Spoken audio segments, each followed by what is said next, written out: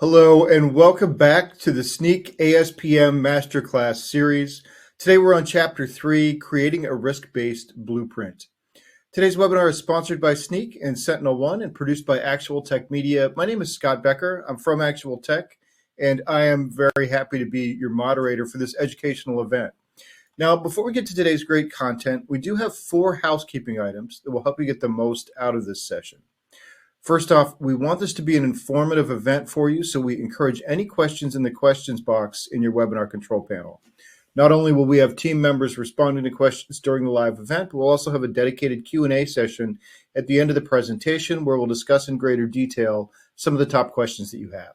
A Q&A panel is also the place to let us know about any technical issues that you might be experiencing. A browser refresh will fix most audio, video, or slide advancement issues, but if that doesn't work, just let us know there in the Q&A and we'll provide further technical assistance. Now, second, in the handout section of your webinar control panel, you'll find that we're offering several resources. There's a link to a download on evaluating your AppSec landscape before ASPM implementation. There's also Chapter 3 of the ASPM playbook to match this session, which is on creating a risk-based assessment. So I encourage you to access those resources now and share them with your friends and colleagues. Now, third, at the end of this webinar event, we will be awarding a $250 Amazon gift card to one lucky registrant. Of course, you must be in attendance during the live event to qualify for the prize. The official terms and conditions of today's prize drawing can be found in the handout section. Just scroll to the bottom and you'll find the link with the details there. Now, finally, one of the best benefits of an event like this is the opportunity to ask a question of our expert presenters. So to help encourage your questions, we have a special additional prize for you. That's another Amazon gift card, this one for $50 for the best question. So after the event is over, the ATM team will look at all the questions that came in, pick out the very best one, and contact that prize winner. Okay, with those 4 bits of housekeeping out of the way, let's get to today's fantastic session. So it's my pleasure to introduce you to our presenters today. We have Micah Silverman, who's Director of Security Advocacy at Snyk. And we have Rick Bosworth, who's Cloud Security Leader at SentinelOne. So Micah and Rick, welcome. Hey, thanks. Glad to be here. Well, thanks for being here, guys. I'm going to get out of the way and let you take it away. Excellent. All right, welcome everyone. This is the 3rd chapter on ASPM fundamentals. And today we're going to look at prioritize based on risk. Now, as we already said, my name is Micah Silverman. I run a small team here at Snyk, and we do a lot of workshops like these. We put together demo applications, we go to conferences, we make videos. But my background has mainly been as a Java developer. And I'd be very curious to know what languages, if any, you all use out there. So I imagine we have kind of a mix in our audience of security practitioners and developers. So if you work with a language on a regular basis, feel free to drop it in the Q&A section, see what kind of crowd we have out there. I've been programming in Java since it was released in beta in 1995. This is usually the point in the workshop where I say, get off my lawn. But I also got to author this Mastering Enterprise Java Beans book. I co-authored that just in time for that technology to be irrelevant, but still something I'm very proud of. I contribute to open source projects. I lead a DevSecCon chapter here in the States, in Virginia. If you're not familiar with DevSecCon, go to devseccon.com. It's a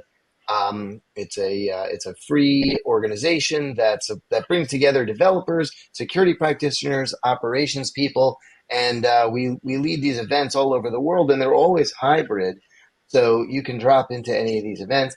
I'm a tinkerer. I know the image there may be really small, but maybe some of you recognize it. That's a full-size freestanding arcade machine that I built to run MAME on. And then the last thing, maybe the most important thing, is that I'm a chaotic neutral, and I'd love for you to drop in the Q&A if you know what that means. I'm trying to find my fellow nerds out here. Anybody know what chaotic neutral, where that comes from? I'll give you a moment.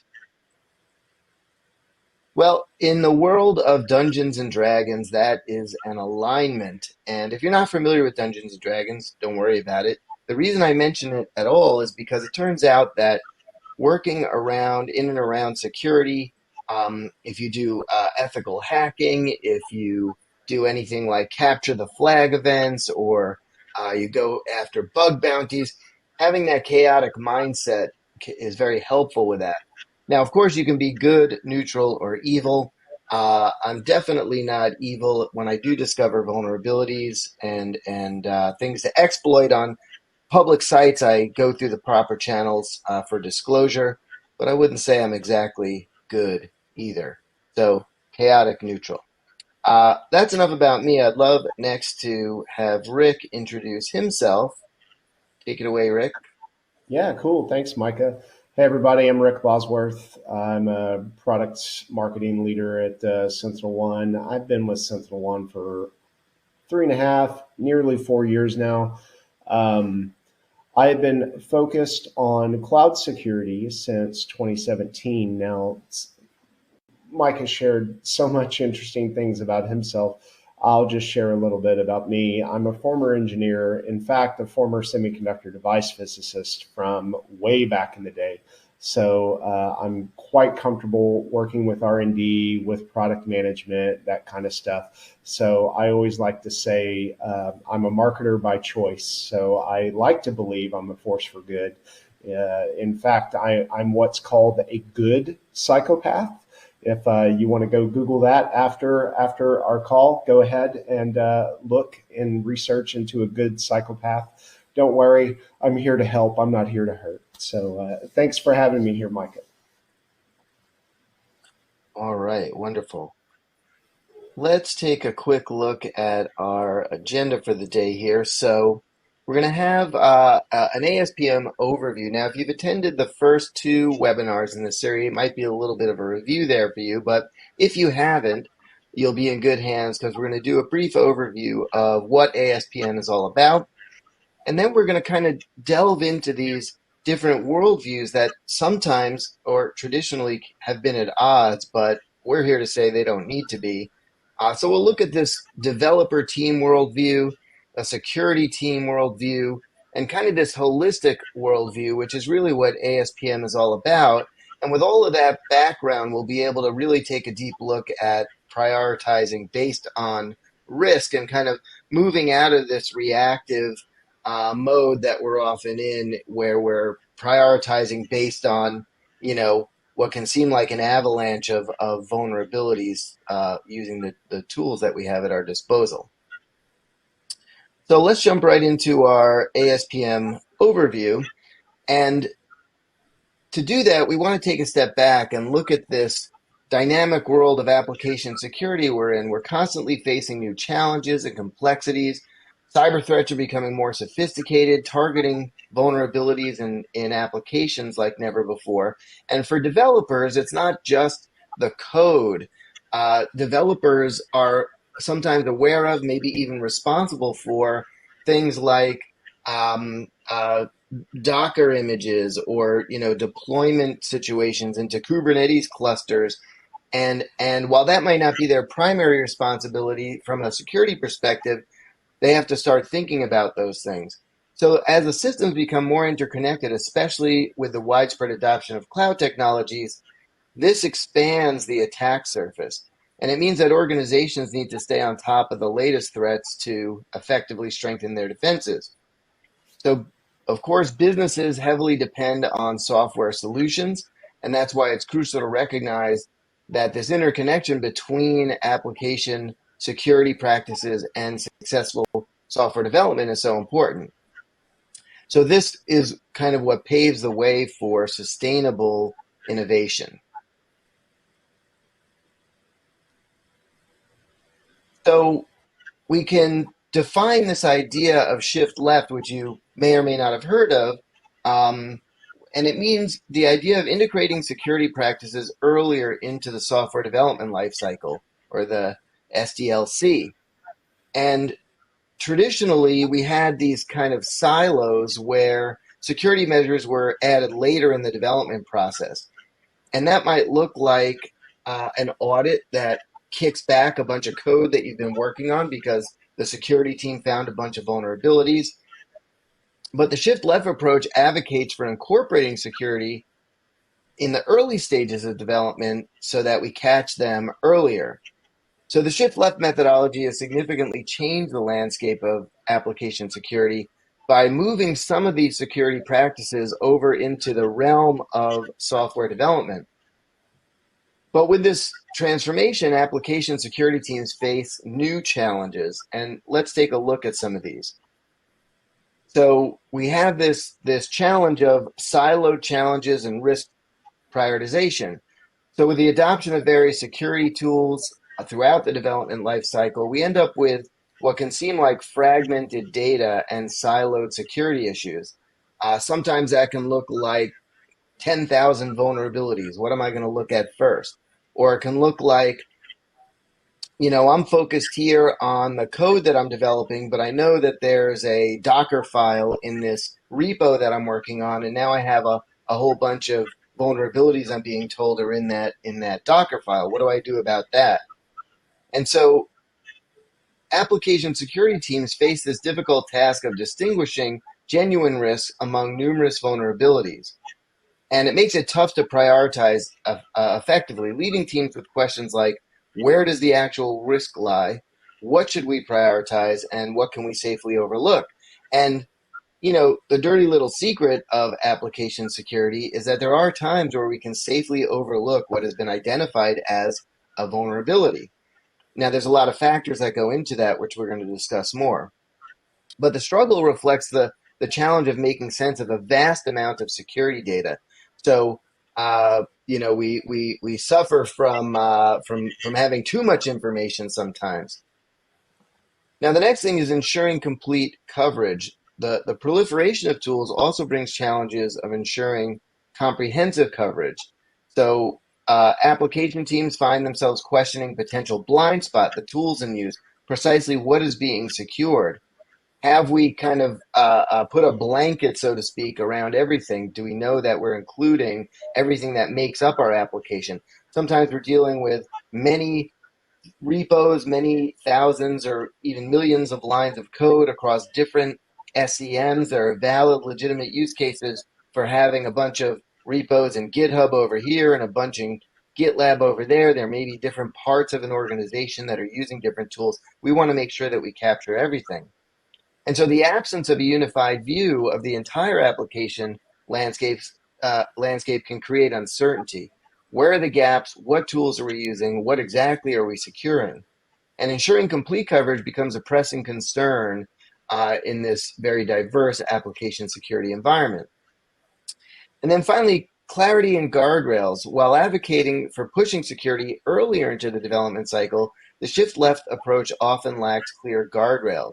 Application security teams struggle with frustration, wondering why specific issues need addressing and what the overall security posture is.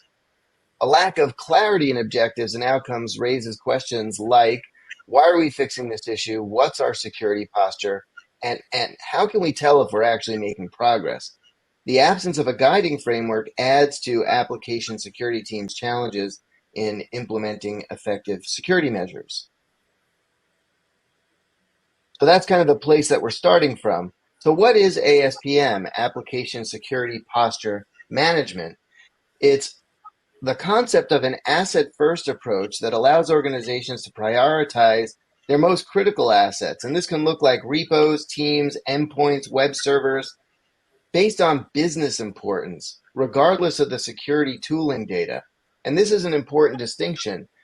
To take a very overly simplistic example, maybe as a developer, I run a scan and I get one critical and one medium vulnerability.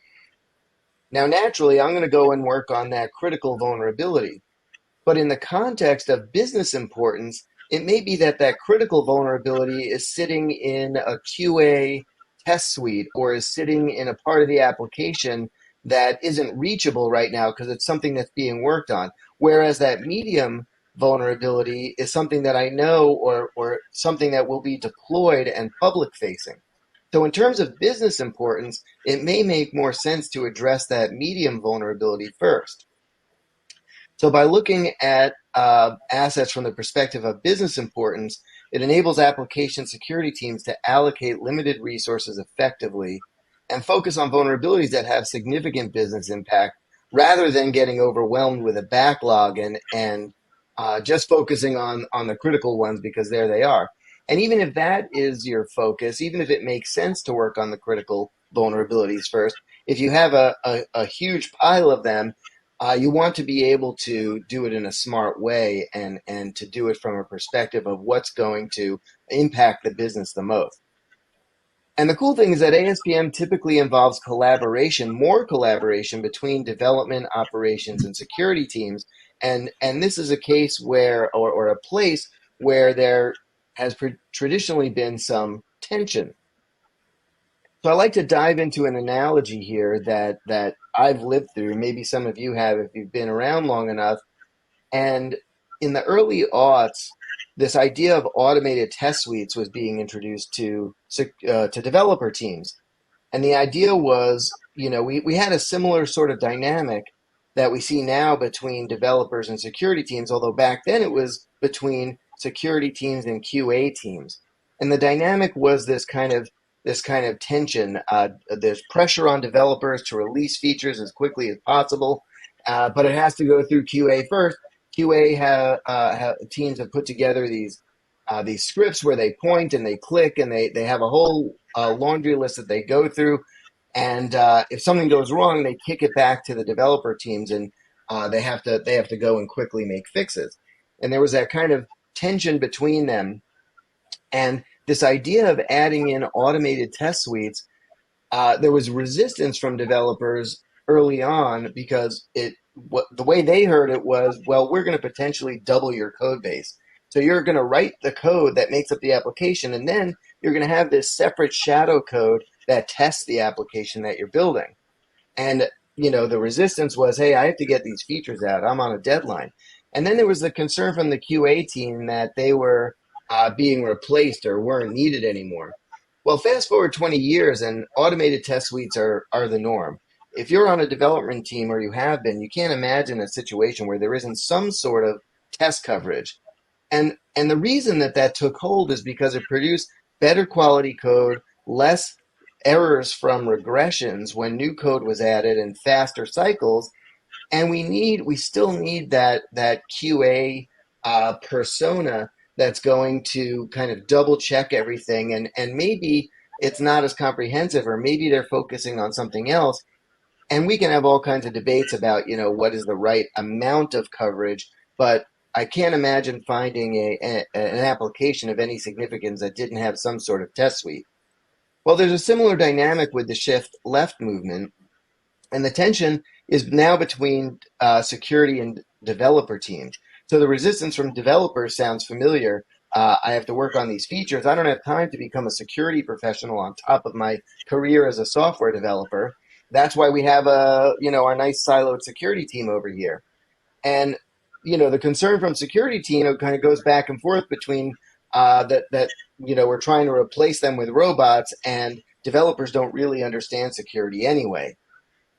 But a more secure code, if the code can be secured earlier in the life cycle, it again allows developers to actually move faster, and it relieves some of the burden on security teams because issues are getting caught before they ever see the light of day, before they make it into GitHub. We're finding these issues and fixing them.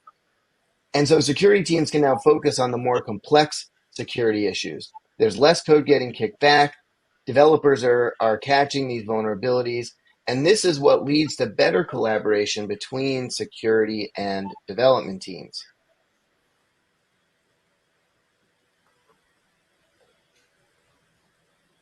So given the security challenges we've seen so far, ASPM emerges as a crucial cybersecurity framework, which is aimed at continuously evaluating and supporting the security posture of applications throughout their lifecycle. It serves as an important tool in addressing the silos, addressing the coverage gaps, and addressing frustrations often encountered with a shift left approach. I like to think of it sometimes as a game of whack-a-mole. We solve one problem and another one pops up. So for, a long time, developers may have been blissfully unaware of security concerns, and now all of a sudden they have, 1,000 or 1,500 vulnerabilities being reported from the scanning tools that they use. So ASPM provides this unified visibility. It serves as a central hub. It offers a unified view of the organization's application security posture. And so if you have a very disparate, or maybe you have hundreds or thousands of repos, this unified view will include all of them. Whether they're being actively scanned for security vulnerabilities or not, you have a high degree of confidence that everything is being represented. And so this helps to break down those silos from a security perspective, providing clarity for application security teams to navigate through security issues more effectively. And there are good reasons that sometimes teams within a company are kind of relegated to their, the repos that their team is working on. Maybe, I can use Snyk as an example. We have Snyk Code, we have Snyk Open Source. We have different teams that work on those products with different repos, but we really need to make sure that we have a unified view of everything when we're talking about our, kind of dog fooding our own code, and making sure that we have a holistic security approach. So the next thing is comprehensive coverage. With ASPM, application security teams can ensure comprehensive coverage because the platform can help identify potential gaps. The example I keep coming back to is your ASPM system can show you very clearly that this handful of repos over here has never had a security scan run on them. So while they're in the mix, they're actively being developed on, we don't know if they have security vulnerabilities, and that can be something that bubbles up to the top automatically and can then be addressed. Maybe it's out of policy because you set a policy in ASPM that says all repos must have code and dependency scanning coverage on them. It also enables strategic decision making. So ASPM empowers application security teams to make strategic decisions. It's providing insights into real risks, and the platform enables optimal prioritization. And this is what leads us to risk-based prioritization. And so we have all kinds of different ways to slice and dice the data that we're seeing, and it's not just by vulnerability or CVSS score. It can be along the dimensions of criticality to the business. We might classify our projects and repos to say this repo is more important than that repo. We can tag through some of the common features that are available. ASPM systems will usually automatically tag along the boundaries of things like language or framework, but then with it, we can take advantage of the SEM systems capabilities. Like GitHub has topics, and you can label something with a certain topic that will be ingested into ASPM with a tag, and then you can have policies or reports that will bubble those up to the top. So if something is dealing with credit cards, for instance, if you have a repo whose focus is gathering and validating credit card, maybe you add a topic in GitHub called PCI, and then you have a policy that's going to automatically classify any repo with a topic labeled PCI as a class A repo, meaning the most important repo. And then we have clear security guardrails. So ASPM establishes these clear guardrails for application security teams, offering a framework for addressing security issues. This clarity is important in understanding why specific issues need attention, defining the organization's security posture, and evaluating the success. So the end result is that ASPM acts as an enabler of building trust between engineering and security teams, because engineering teams are getting some relief from the overwhelm of all the vulnerabilities they're seeing, because the security team is saying, go work on these vulnerabilities first. These are the highest risks to the business, and they can back that up with data coming from the ASPM system.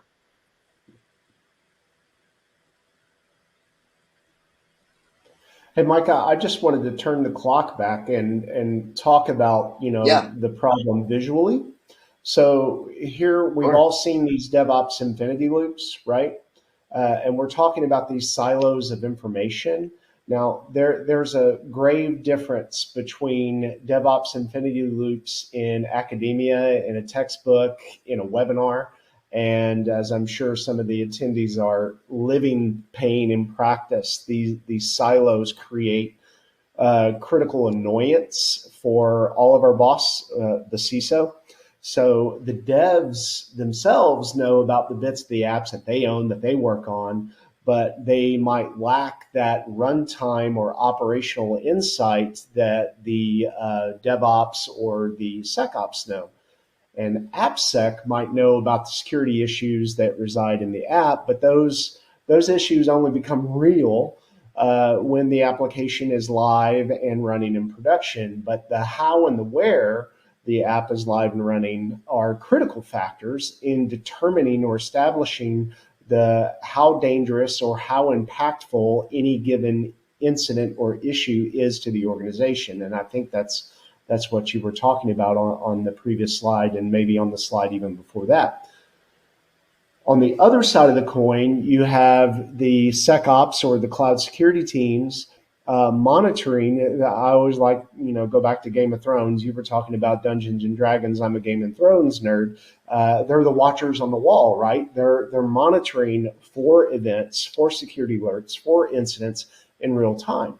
Now, they know exactly what's running in production at any given time, or at least we hope they do, and they can see all these attacks and threats, with the right tooling, of course. But if you go a layer deeper, they know very little about the applications themselves, and that's where the devs are quite conversant. They know exactly, this inventory application that they're using to connect a warehouse to a retail store.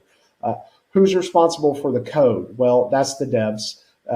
And are the devs even aware that their workload or their application, their business service is under attack, and are they fixing things? And this is where that information sharing kind of breaks down. Now, as yet, no one has really solved this problem elegantly. A few larger, more sophisticated customers may, by necessity being the mother of invention, they may have their own security engineers and data teams trying to put this whole picture together. But that's really not a challenge that they're equipped to solve long term. Businesses exist to sell more widgets, to make more innovative widgets, and security. This is why we have a very large and vibrant marketplace. Let's go ahead and go to the next slide. And I think I'll turn it back over to you.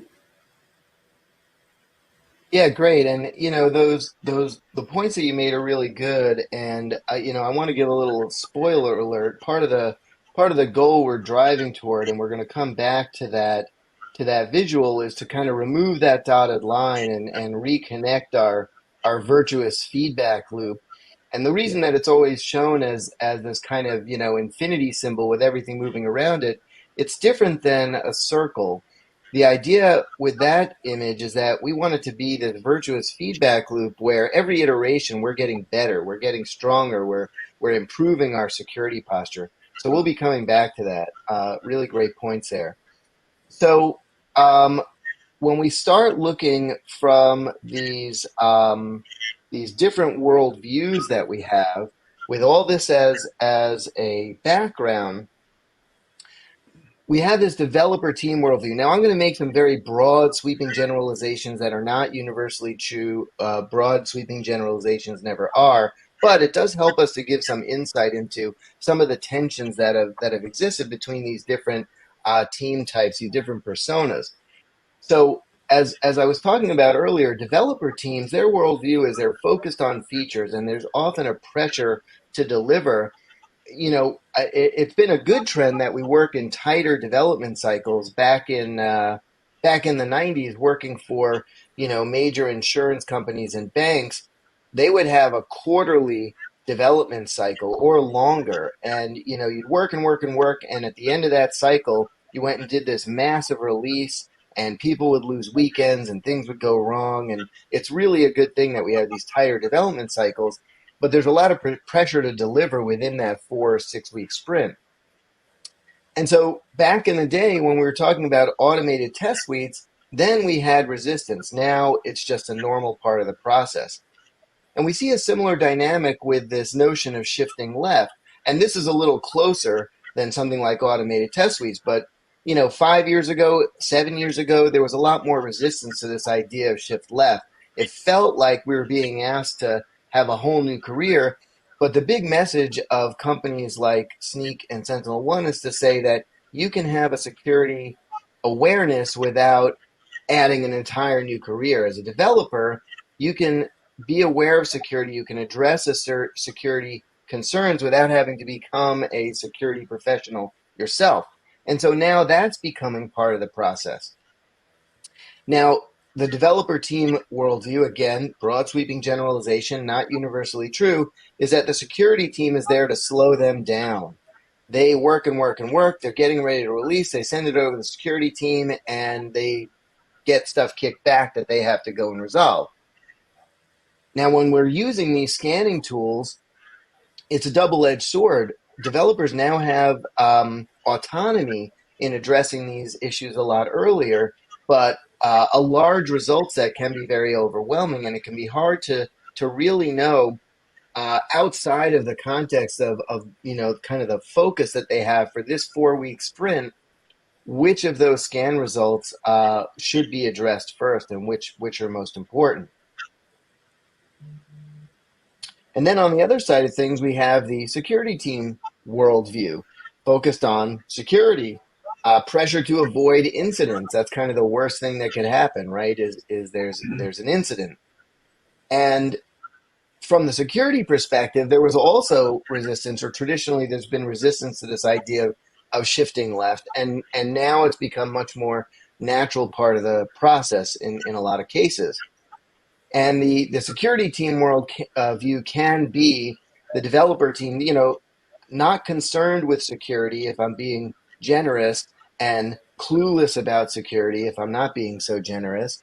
And the thing that can happen is that with these scanners that we have, and if a security team person is going in to look at the scan results with a tool like Snyk, there's a web interface, you can go to a project, see all the scan results. There can sometimes be a low confidence in the picture that they're seeing from a holistic view of the entire application.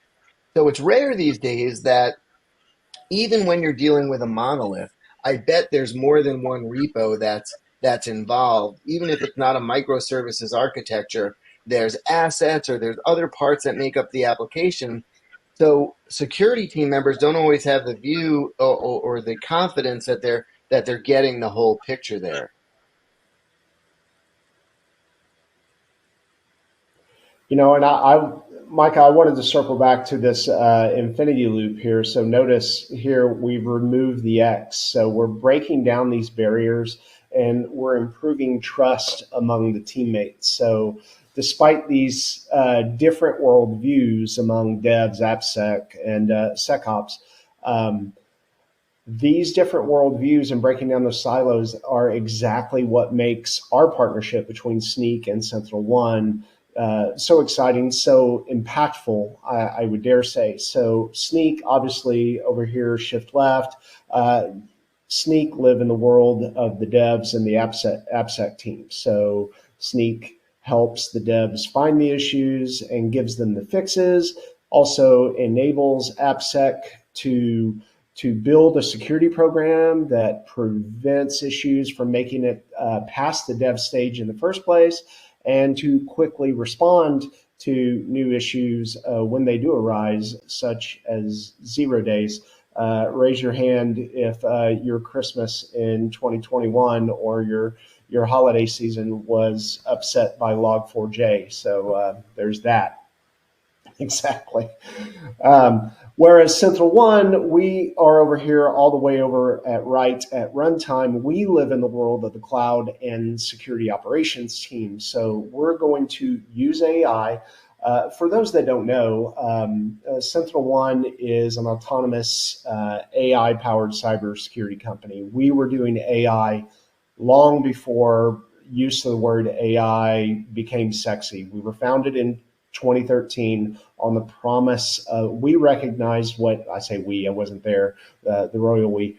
Our founders recognized the impact that AI could have on the cybersecurity game at large. So we apply AI to protect, detect, and ultimately stop threats in real time, but we take it even a step further. We're also the flight data recorder for all that workload, security telemetry, every kernel process level call.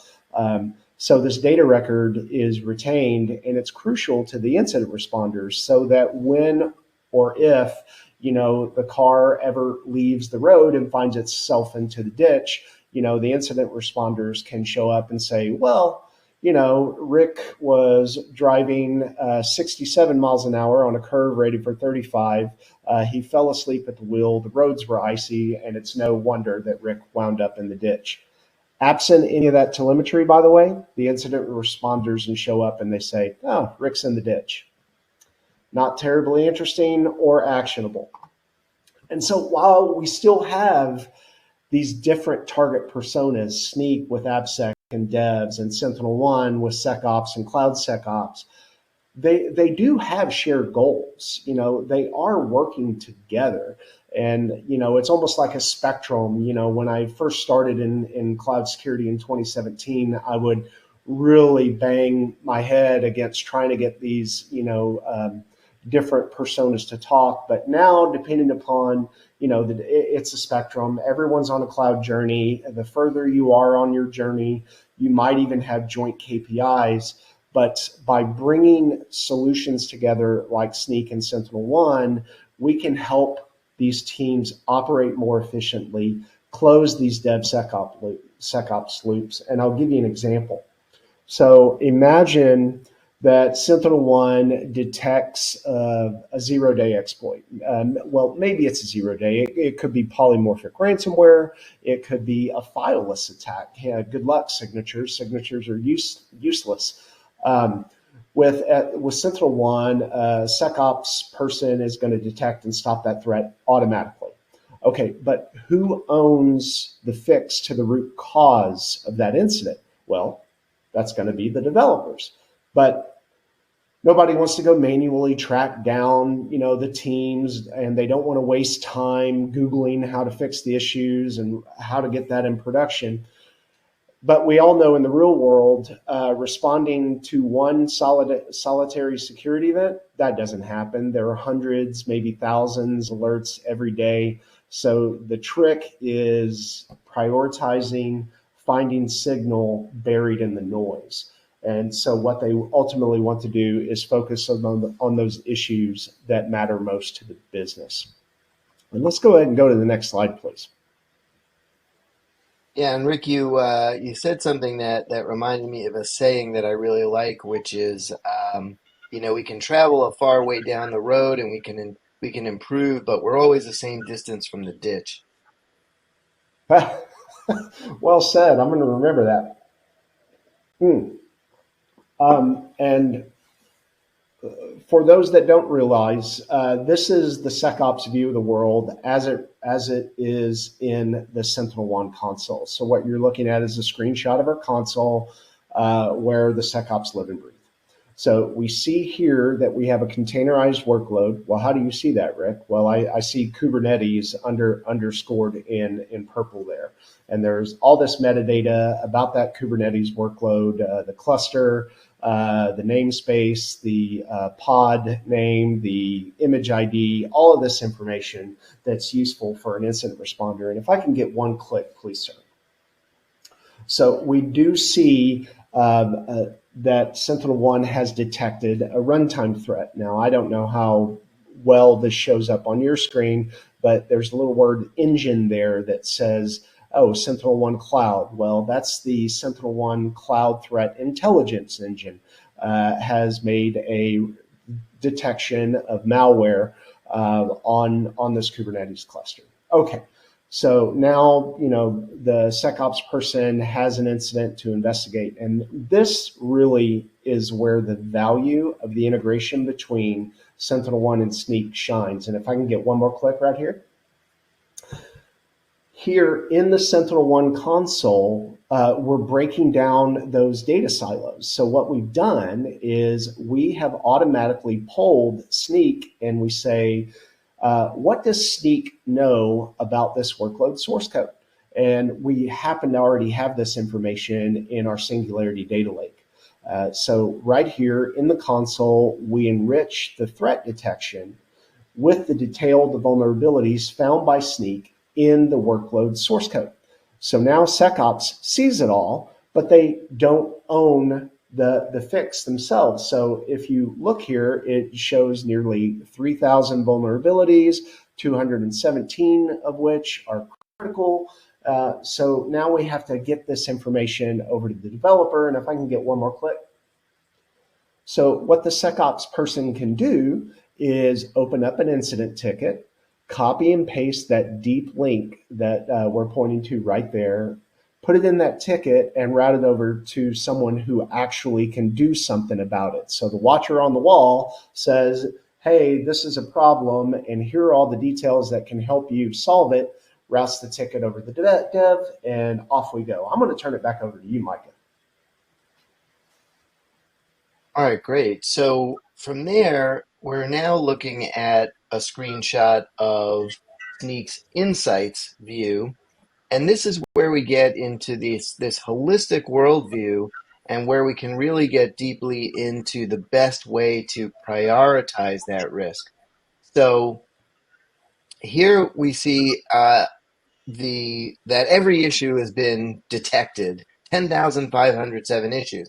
Now, of course, that's a little overwhelming, but we start to add some filters onto it, and we can see that as we work our way down, we look at OS condition. We add in, is this deployed?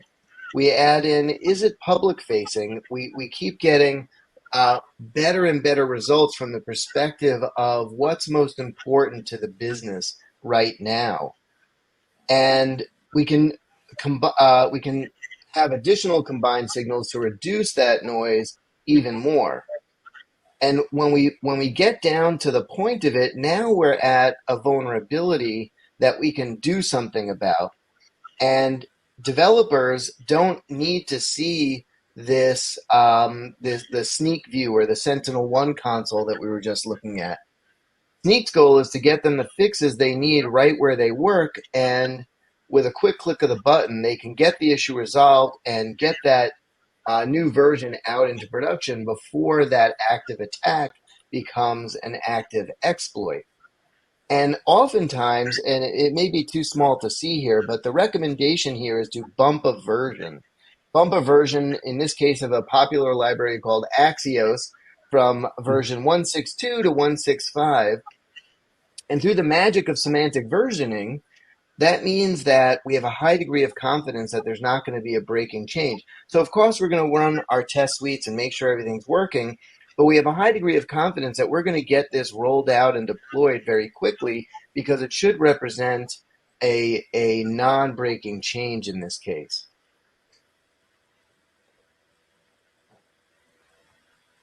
All right, so that brings us to prioritizing based on risk now.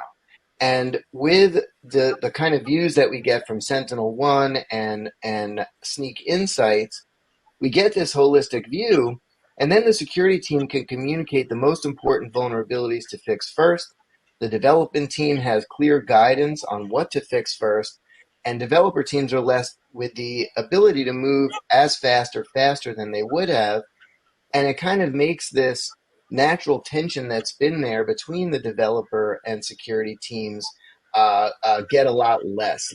Let's put it that way. At least it's at least a lot less, and so that's a big benefit, and it's kind of this collaboration that ASPM really unlocks. If I could add one thing there, Micah, what I like about Yeah, that please. is you mentioned managed tension. getting that tension from a non-productive space into a productive space. It doesn't mean there's not going to be tension. The system is built so that there's some productive tension in the system, and that's okay. But it's no longer security throwing 10,000 vulnerabilities over the wall at dev saying fix this. It's wow, 10,000 vulnerabilities, but try looking at these 50. Anyway, I just wanted to add that. Thank you. No, I really appreciate that. And for somebody like me, I like to gamify everything. So I appreciate a moderate amount of productive tension that you find in games, that you find between teams. Oftentimes there's kind of a healthy internal competition, and that actually makes it fun, and can make that collaboration really worthwhile. I'm going to put a pin in that and bring that back to Q&A.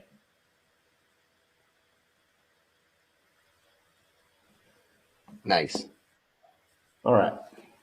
So really where we land is customer benefits, right? All of this activity has been happening behind the scene, and we get to this place where we have informed visibility. So we can automatically correlate build time vulnerabilities to runtime threats shown in the same console, and we can understand root causes quickly. That in turn is going to help us better prioritize and respond quicker. So automate those response actions by policies that SecOps control at runtime to stop the spread of evil. And then we can prioritize those vulnerabilities impacting production and close that feedback loop back with the developers who can then solve it at root cause.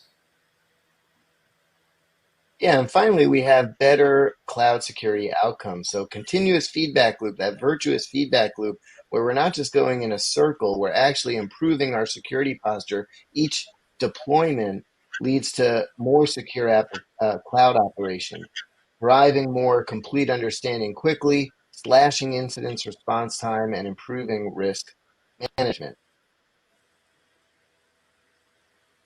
So that leads us right into QA and questions and answers and resources, and we'll touch on some resources first, and we'd love to answer some questions. But next up is going to be, as we said right at the top, the Chapter 3 of the ASPM playbook is now available. You can download the Evaluating Your AppSec Landscape, and do register and join the Chapter 4 ASPM Masterclass series, Control the Next Zero Day, and that'll be on March 12th. Okay. So with that, let's see if we have some questions to answer. Yeah, excellent. Yeah, really interesting discussion of creating a risk-based blueprint so far. Great to see how your partnership is completing that loop, and that graphic where you showed the overall vulnerabilities and then how they can be filtered down to a priority list was really great. We do have a couple of questions here. One of them is they're asking, what are some other ways that security teams and developer teams can collaborate more closely? You or me, Micah? I think, yeah, well, I'm happy, hopefully both, but I'm happy to take a first pass at it. I think that there's always room for improvement amongst the teams, and I think an area that is rich for collaboration is on the idea of even further embracing shift left, meaning that developers can learn from security teams about common patterns, common things that emerge that they see all day, every day, that maybe developers just aren't aware of.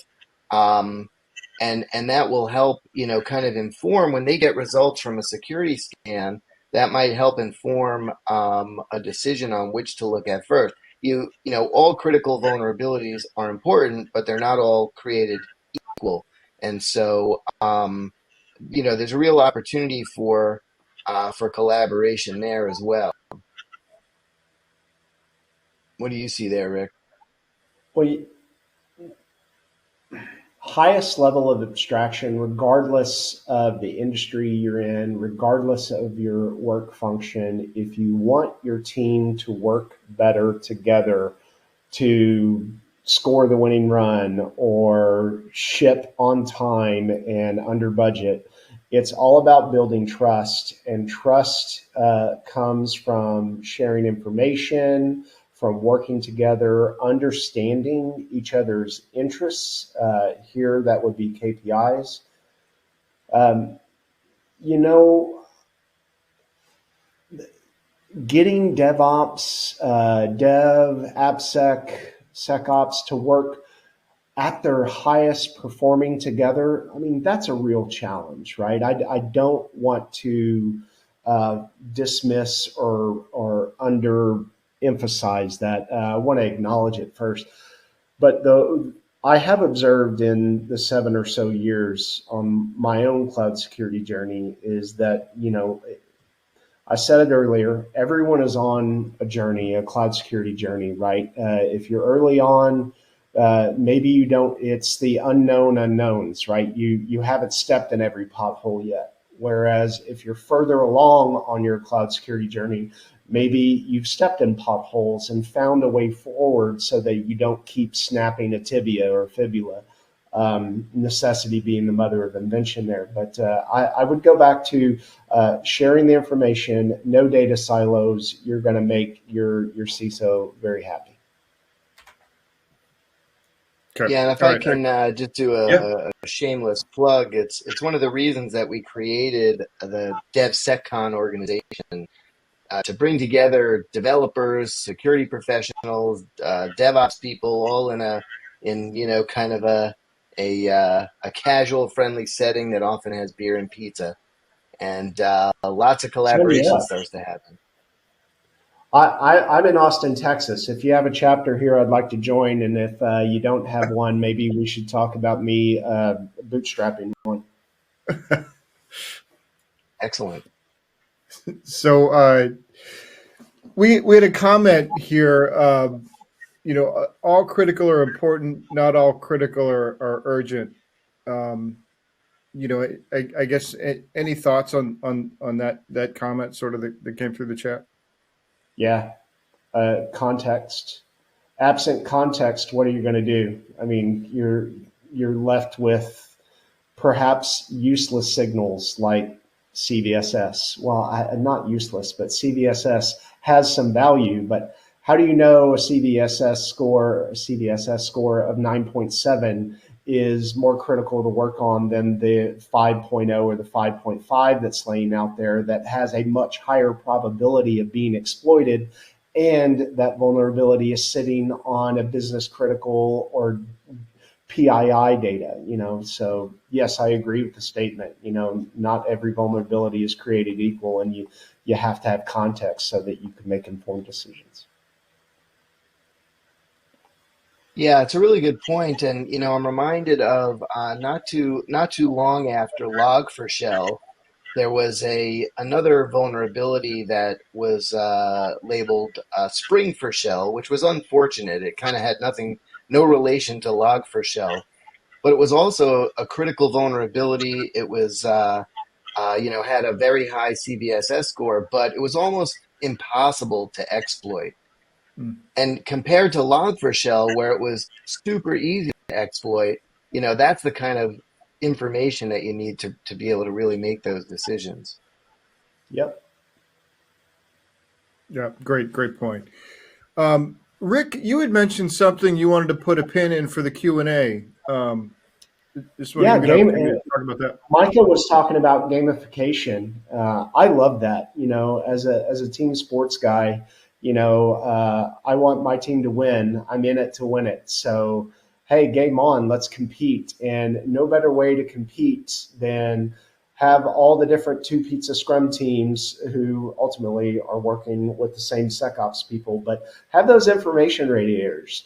show those KPIs. Are you burning down your security backlog faster? And, I mean, look, the best person, not the best person, but the best question gets a $50 gift card or, whatever. That also applies for your information radiator. Whatever the behavior is you as a manager want to drive in your organization, measure it and show it to everybody and let those activate those competitive genes. I love it. Yeah, another question here. They're wondering, Shift Left asked developers to take on some of the security role. Is there any part of the software development lifecycle that security teams should be aware of or more involved in? Oh, turning the tables. I like it. Uh, yeah, I could imagine a few things. I think there's always benefit to being curious and interested what a day in the life of X looks like for security professionals to be interested in what a day in the life of a developer looks like and vice versa. But in terms of, coming back to the topic at hand of ASPM, there really is an opportunity for security AppSec professionals to be more involved in those development decisions in a healthy and productive way. Because through the act of prioritizing and tagging and classifying, the AppSec professional is now in a much better suited position to say, all right, this is the very next thing that we should work on. And then maybe that sparks an interest in, well, what language is involved here, what framework is involved here, which development team am I going to reach out to provide this information to, and to make sure that it gets addressed. And maybe I've kind of homed in on this one, but maybe across some other repos or for some other kind of siloed development teams, this same language is in use, and I can tune in to them and see if maybe they have a similar dynamic, or even maybe a similar vulnerability would pop out. So, my just speaking personally, my career has been this ridiculous mix of security and development, software development. I don't necessarily recommend it for everybody. Um, I'm one of those weird Only developers the that also chaotic had a region. CISSP.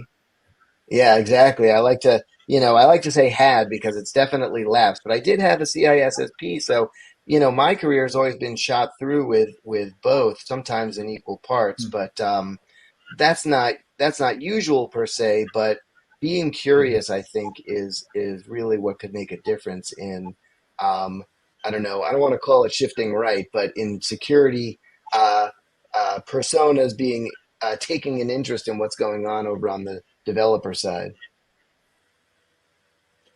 I always like to say DevSecOps is pronounced as DevOps. The sec is silent. I like that. I'm stealing it. I'll be here all the week.